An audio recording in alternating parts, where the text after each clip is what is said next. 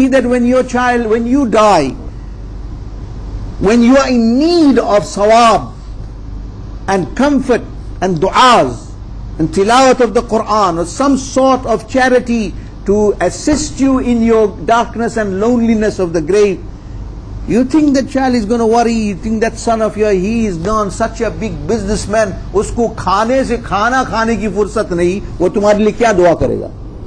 He doesn't even have time to eat food. You think he's going to worry about, okay, leave all my work, chalo Quran Sharif uthao, mere baap ka intakal ho gaya 10 saal pehle, 10 years ago my father passed away, leave all my work, leave all my business, leave all my transaction, let me read one ruku of Quran and makes isale sawab to my father. Are Quran padhna kya, wo namaz tak bhi nahi padhta, itna duniya mein munamik ho jata, duniya ka kutta ban jata hai, use khane se fursat hai to kya namaz padhega? So it is important that you should prepare for your akhirah. Don't depend on anybody. Don't depend on anybody. It is practical proof and living proof today.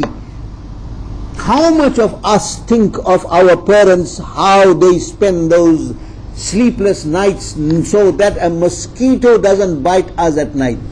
A mother will stay awake the whole night to protect that child from that mosquito bite. You know about that? You know the sleep sacrifices your mother does.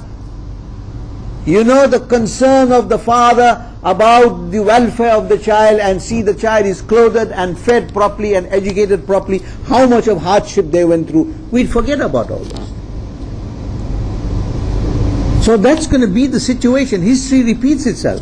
If this is the situation that you have with your parents, such will be the situation with you, with your children. Jaisi karni, waisi bharni. How you behave with your parents, such will be the behavior of your children with you. So don't depend too much, because this dunya is such a tangled place and such an evil place that once it catches you and grips you and winds you with the transaction of this dunya, you forget everything. You don't have time for anything. And how time flies, do you know that? You know, it's like blink of the eye morning and blink of the eye it's night. When you go to bed, you feel that it was 5 minutes ago that I slept yesterday. 5 minutes ho gaye, aisa lagta hai. It's frightening. लिहाजा दुनिया के लोगों पर कोई एतबार मत करो. Place your trust and concern and link yourself with Allah and His Rasul. That is that whenever people will leave you, Allah and His Rasul's mercy will not leave you. That is the whole idea. Prepare yourself.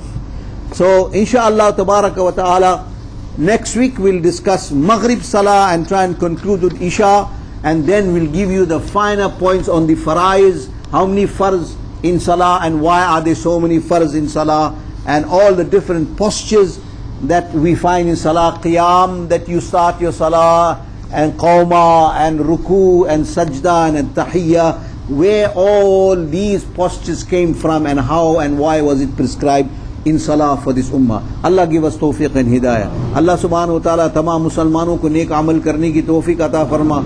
इलाल आलमीन जो हम में बेनमाजी है उनको नमाजी बना दे.